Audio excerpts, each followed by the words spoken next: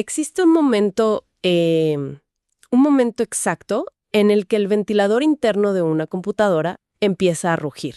O sea, ese sonido súper fuerte. Sí, cuando sabes que algo va mal. Exacto. El cursor se congela por completo, la pantalla parpadea y de repente el sistema colapsa. Y fíjate que no es porque el hardware esté roto, para nada. Es porque hay demasiados programas pesados ejecutándose ahí, simultáneamente en segundo plano. Claro, consumiendo toda la memoria. Tal cual, toda la memoria RAM. Y creo que la conciencia humana opera bajo una lógica asombrosamente similar, digamos. Llevamos estos bucles cognitivos abiertos, miedos heredados de generaciones anteriores y versiones totalmente obsoletas de nuestra propia identidad, consumiendo nuestra memoria mental. Y cuando ese sistema humano colapsa, porque colapsa, la reacción instintiva suele ser buscar un refugio físico. O sea, un lugar para huir, ¿no? Sí, esconderse en algún lado. Pero la verdadera pregunta, y esto es lo que nos trae aquí hoy, es ¿cuál es el equivalente a forzar el cierre de todos esos programas para reiniciar la psique? O sea, ¿qué pasaría si ese refugio no fuera un destino geográfico, sino una arquitectura interna que se puede construir en cualquier instante? Plantearlo como un colapso del sistema operativo me parece una forma muy precisa de entrar en el tema. Porque la respuesta a ese agotamiento mental constante no radica en el aislamiento físico, definitivamente no. No, para nada. En esta inmersión profunda que nos convoca hoy, nos vamos a centrar en unos apuntes fascinantes sobre la apertura de espacios sagrados. Y esto proviene de la sabiduría ancestral andina compartida por Eleonora Barrionuevo. Que es una maravilla, la verdad. Totalmente. Y es que aquí encontramos precisamente una tecnología interna. O sea, no estamos ante un texto de antropología descriptiva o algo teórico, sino frente a un manual, digamos, de recalibración neurobiológica y energética. Y el primer paso de esta tecnología, fíjate que rompe bastante con la idea occidental que tenemos, o sea, sobre la meditación o la espiritualidad en general. Porque, por lo general, la indicación típica es cierra los ojos y mira hacia adentro. Sí, el clásico viaje interno inmediato. Exacto. Pero la tradición andina no empieza por el centro, empieza trazando un perímetro, o sea, anclando la atención en el espacio tridimensional, específicamente en las 4 direcciones cardinales. Es que el concepto del perímetro es fundamental para la psicología de la seguridad. Digamos que antes de poder desarmar las defensas del ego para sanar, el sistema nervioso necesita saber que está contenido. Claro, que hay un borde seguro. Exacto. Trazar este mapa con los 4 vientos no es simplemente un acto de orientarse con una brújula. Es invocar arquetipos que actúan como guardianes de distintas etapas de la evolución psicológica. Y el recorrido inicia mirando hacia el sur. Y en el sur, el arquetipo convocado es la gran serpiente, la Sachamama junto con la tierra. Y la verdad es que tiene todo el sentido empezar a ras del suelo, ¿no? Físicamente, la serpiente está en contacto absoluto con la densidad de la tierra. Totalmente pegada al suelo. Sí, y según los apuntes de Eleonora, el propósito de esta dirección es la liberación de la hucha, que se traduce como la energía pesada. Y hay que detenerse un poco en la mecánica de esa liberación porque es clave. O sea, la serpiente no se quita la piel vieja escama por escama a lo largo de los años. No hace un trabajo progresivo de a pedacitos. Para nada. Cuando la piel ya no le sirve, cuando digamos ha crecido lo suficiente, la abandona de una sola vez. Deja atrás toda la información, los rasguños, las marcas de su pasado. Y la mente humana tiende a hacer exactamente lo contrario. Uy, sí, rumiamos todo. Rumiamos el pasado, tratamos de desarmarlo pieza por pieza, lo cual a menudo solo refuerza el trauma. Entonces, invocar al sur es darle una instrucción directa al subconsciente para que suelte el apego a la narrativa del dolor, pero de forma integral. De un solo golpe. Exacto, permitiendo recuperar una especie de inocencia informada. Esa idea de abandonar la narrativa es brutal. O sea, soltar la identidad de víctima o esa versión de uno mismo que ya caducó, que ya no sirve. Y una vez que se logra esa ligereza, al soltar el pasado, la transición natural del mapa nos lleva a girar hacia el oeste. Y ahí el paisaje cambia drásticamente. Completamente. Pasamos del suelo de la tierra a la selva oscura, invocando a la abuela agua y a los grandes felinos, o sea, el jaguar y el puma. Es que el movimiento del sur al oeste es el paso lógico, digamos, de soltar el pasado a enfrentarse al presente. Y el presente para la psique que acaba de perder sus mecanismos de defensa habituales porque dejó la piel atrás, pues, aterra. Da muchísimo miedo, claro. Estás desprotegido. El oeste representa ese territorio de lo desconocido y, bueno, de la propia sombra. El jaguar es el arquetipo de la visión nocturna, o sea, se mueve a través del miedo sin ser consumido por él. Hay un concepto en los apuntes sobre el oeste que me parece, no sé, el núcleo de esta etapa. Se pide la enseñanza para vivir sin adversarios y convertirse en guerreros luminosos. Y si analizamos la psicología humana un poco, un adversario no existe en el vacío, ¿verdad? Claro, necesita tu energía. Exacto. Requiere que nosotros ejerzamos una fuerza de resistencia. Si retiramos nuestra proyección del miedo, el adversario pierde su función por completo.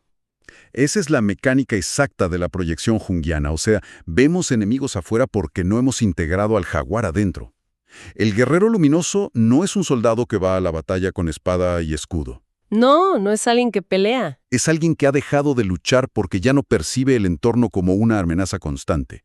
Al no haber un miedo interno que proteger, la necesidad de tener un comportamiento defensivo o agresivo simplemente se disuelve. Se desvanece. Sí, y es una reconexión con la fuerza fluida, que es justo donde entra el elemento del agua que mencionabas. Capaz de sortear cualquier obstáculo sin oponer una resistencia rígida. ¡Wow! Entendido entonces ese mecanismo de fluidez, el mapa nos hace girar hacia el norte. Dejamos la oscuridad del oeste y entramos en el dominio del colibrí, el Kenti, y del abuelo fuego, junto con los ancestros. Y aquí la proporción de las cosas resulta fascinante. O sea, a mí me vuela la cabeza. Es un contraste enorme. Es que el colibrí es una criatura minúscula, súper hiperactiva, pero los textos lo asocian con la capacidad de atravesar huracanes. O sea, un pajarito contra un huracán. Es que la biomecánica del colibrí es una imposibilidad aerodinámica que funciona. Y por eso es el arquetipo perfecto para la resiliencia. En medio del caos absoluto, de los vientos más violentos, el colibrí no se distrae con la tormenta. No trata de pelear contra el viento. Exacto. Mantiene una precisión absoluta para encontrar la flor y beber el néctar. Pero pongamos esto a prueba frente a la realidad cotidiana, porque suene muy poético. Digamos, en medio de una crisis financiera o una pérdida familiar severa, la idea de beber el néctar de la vida pues podría sonar a evasión. Sí, a positividad tóxica. Tal cual, a una positividad que ignora el problema real, como si dijeras, todo está bien mientras el mundo arde. Podría parecerlo si lo interpretamos desde la superficie. Pero, a ver, la profundidad del norte radica en el enfoque de la atención. O sea, no se trata de negar el huracán. El colibrí sabe perfectamente que el huracán está ahí. Lo siente en las alas, obvio. Sí, se trata de entender que la conciencia tiene la capacidad de elegir dónde anclarse.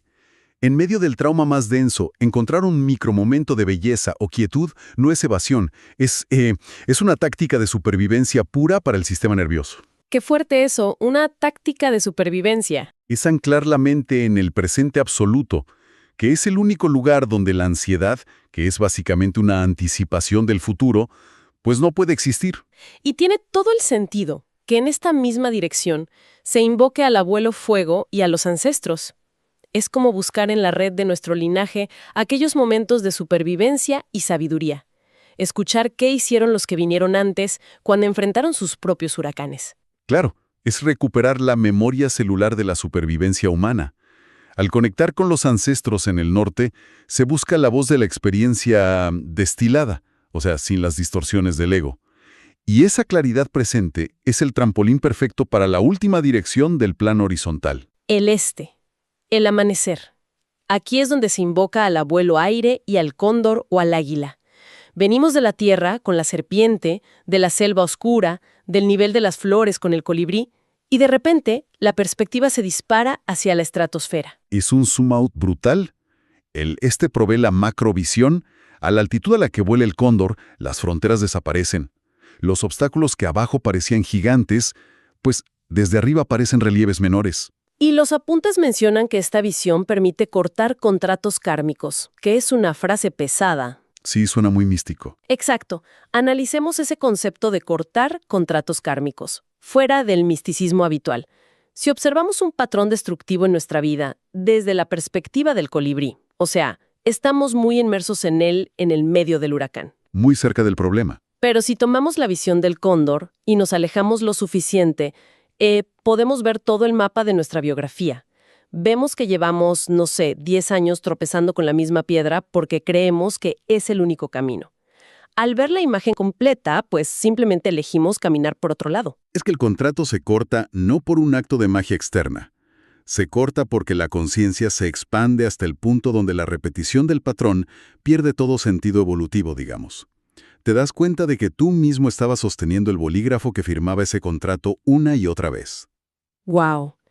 Sí, y al comprender esto, el plano horizontal queda completo. Se ha soltado el pasado, se ha enfrentado el presente, encontrado la quietud en el caos y adquirido la perspectiva total. El perímetro está asegurado. Y con ese contenedor psicológico ya firme, la tecnología de este espacio sagrado despliega su eje vertical.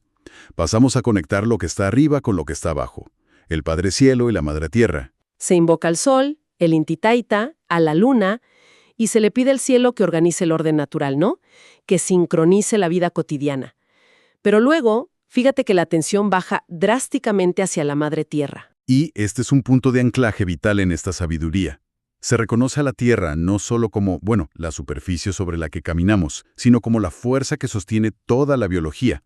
Pero hay una función específica que se le otorga en esta apertura de espacios sagrados, que es la transformación de la energía. Y aquí es justo donde el razonamiento occidental suele chocar muchísimo contra la cosmovisión andina, porque los textos indican que debemos entregarle nuestra energía pesada, nuestra hucha, a la tierra para que la convierta en abono beneficioso. Sí, a mucha gente le hace ruido eso. Claro, porque desde una perspectiva ecológica moderna, uno piensa, a ver, si yo estoy cargada de resentimiento, de estrés crónico, de dolor histórico, y descargo todo eso en la tierra, la lógica me dice que le estoy contaminando. Parece el equivalente energético a, no sé, verter residuos industriales en un río súper limpio. Es una duda súper común. Esa aparente contradicción surge porque nuestra cultura clasifica todo de forma binaria, digamos. O la energía es buena o es mala. Las emociones son positivas o son negativas. Blanco o negro. Exacto. En Occidente, lo que consideramos malo debe ser destruido, medicado o escondido bajo la alfombra. Pero en la tradición andina, la termodinámica espiritual funciona de una manera completamente diferente. La hucha no es un residuo tóxico. Es simplemente fuerza vital que se ha estancado. Ah, o sea, es energía que ha perdido su flujo natural. Exactamente. Es como, como el agua de un charco que se pudre porque no circula, no porque el agua en sí sea malvada o tóxica desde el origen. Tal cual, ese es el ejemplo perfecto. Y la Tierra es el sistema de compostaje cósmico por excelencia. A ver, la naturaleza no moraliza la descomposición. Un tronco podrido no es malo. Es el ecosistema ideal para que crezcan hongos y nuevas semillas. Claro, es vida. Es vida. Al entregar la energía pesada, no estamos contaminando a la Madre Tierra. Le estamos devolviendo materia prima para que la digiera, la recicle y, la devuelva como fuerza vital limpia. Es un ciclo de retroalimentación perfecto. ¡Qué maravilla entenderlo así! Y una vez establecido ese reciclaje vertical, llegamos a la intersección exacta de esta cruz tridimensional, al centro, al individuo mismo. Y el texto de Leonora guía la atención hacia el plexo solar, el área justo bajo el corazón, donde reside lo que llaman el yo soy. Este es el núcleo operativo de toda la tecnología. En la tradición andina se le llama Inca Mujiu, que es la semilla de iluminación o semilla divina. Inca Mushu, qué hermoso. Sí. Y toda la estructura que acabamos de construir alrededor con los 4 vientos, el cielo y la tierra, todo eso existe únicamente para crear el entorno seguro en el que esta semilla pueda germinar. Y el proceso de activación es súper específico a nivel somático. O sea, los apuntes describen el acto de elevar las manos desde ese centro, pasando por la garganta y la frente, hasta alcanzar un punto situado más o menos a 40 centímetros por encima de la cabeza. Que ese sería el octavo chakra, conocido como Wiracocha. ¡Exacto! Y lo que resulta realmente curioso en las notas de Leonora es la instrucción sensorial, porque no dice simplemente, imagina una luz ahí arriba, Dice que al elevar las manos, uno debe sentir cómo ingresan a esta esfera, percibiendo una textura similar a la gelatina, densa, caliente. Sí, hay un peso ahí. Y esto me llama muchísima la atención porque obliga al cerebro a pasar de un concepto abstracto, de algo mental, a una experiencia táctil simulada. O sea, lo sientes en el cuerpo. Es que ese detalle es fundamental para el anclaje somático. A ver, si la mente solo visualiza una luz lejana, la red neuronal no registra un cambio real. Sigue siendo una fantasía. Claro, pero cuando introduces texturas, densidad, temperatura, áreas completamente diferentes de la corteza cerebral, se encienden. El sistema nervioso central asume que el evento es real. Lo vive. Lo vive. Y desde esa esfera táctil, los brazos descienden envolviendo todo el cuerpo hasta llegar a los pies, creando el popco. El popco, o sea, una burbuja de luz dorada que envuelve todo el campo energético. Es la materialización de ese espacio sagrado personal. Y al instalar el popco, el individuo queda permeado por una conciencia superior. Las frecuencias externas que antes detonaban reactividad, todo ese ruido del que hablábamos al principio, rebotan contra esta estructura. O sea, ya no entran. Ya no entran. Mientras que la memoria ancestral, la información limpia, sí puede fluir hacia adentro. Y fíjate que todo este proceso está hilado por una palabra, un sonido, que sella cada dirección, que es ajo. Ajo, que según los apuntes va muchísimo más allá de un simple así sea o un amén. Totalmente. Es una afirmación que reconoce una red sistémica masiva. Es declarar que los humanos, los animales, las montañas, los ríos, los sistemas estelares, o sea, no son entidades separadas operando de forma autónoma. Para nada. Son expresiones de un mismo tejido interconectado. Es el reconocimiento profundo de que la existencia es un organismo unificado. Y con esto, el mapa arquitectónico está completamente desplegado.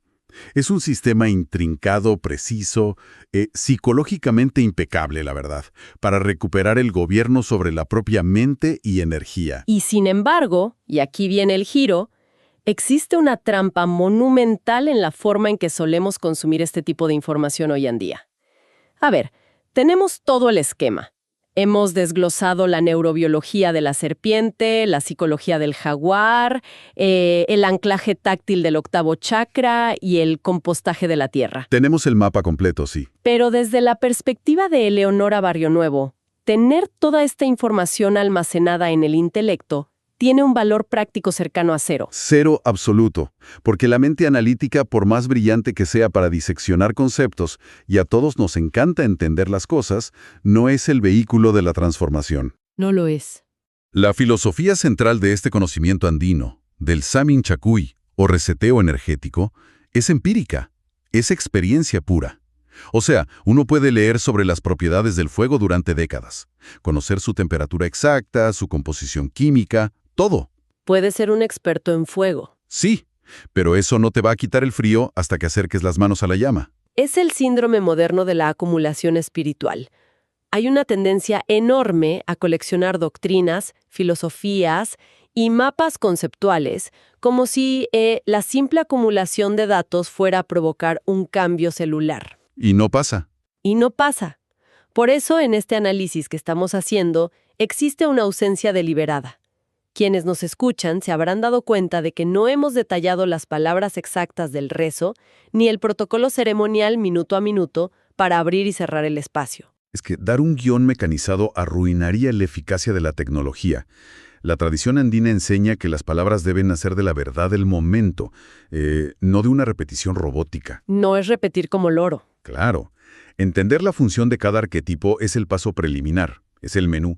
Pero el verdadero trabajo es entrar al espacio, sentir la textura gelatinosa, convocar a los vientos y permitir que el cuerpo, no la mente, dirija la experiencia. Y ahí es donde ocurre la magia. La transformación ocurre en la vivencia de la ceremonia, en el acto de encarnar este conocimiento. Lo cual convierte esta práctica en una herramienta profundamente subversiva en la actualidad, porque vivimos en sociedades estructuradas en torno a la reactividad constante, al secuestro de nuestra atención, todo el tiempo el teléfono sonando, las noticias. Desconectar esa hiperestimulación y establecer el popco es, en términos superprácticos, reclamar la soberanía sobre la propia experiencia de vida. Es decir, yo decido qué entra y qué no.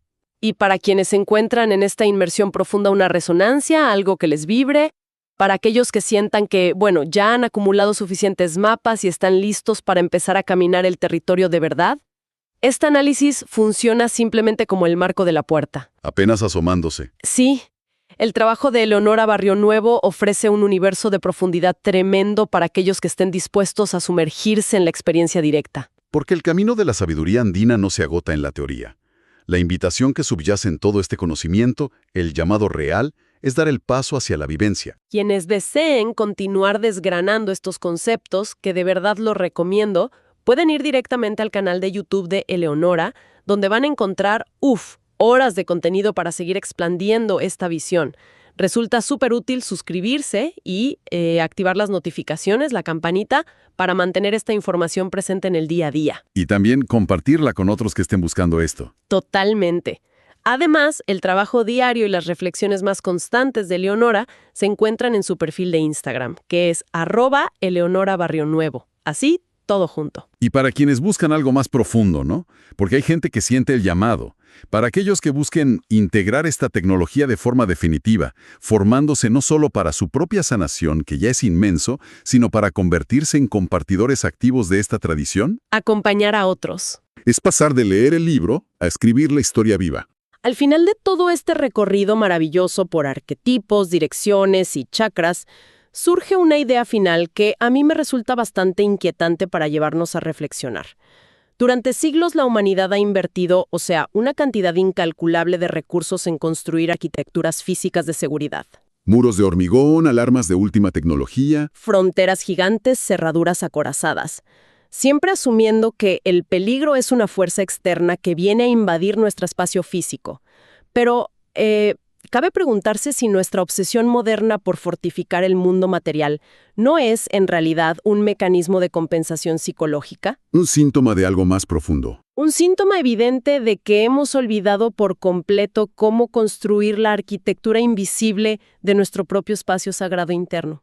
Es una reflexión potentísima. Porque si cada individuo lograra caminar dentro de su propio perímetro inquebrantable, anclado a la tierra y al cielo, gestionando su propia hucha, es muy posible que todo el concepto de vulnerabilidad humana y la forma en que nos relacionamos y reaccionamos en el mundo, pues tuviera que ser reescrito por completo. sería otro mundo sin duda. Dejamos esa arquitectura interna abierta para la reflexión de quienes nos escuchan. Hasta nuestro próximo encuentro.